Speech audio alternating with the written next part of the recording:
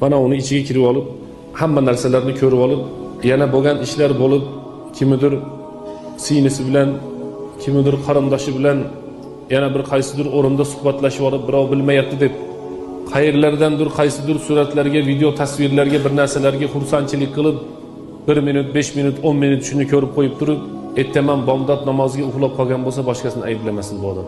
Qaysi bandasini Alloh taolo yaxshi ko'rmasa, bomdodga uyg'otmaydi deydi. Qaysi bandasini Alloh taolo yaxshi ko'rsa, bomdodga uxlatmaydi deydi.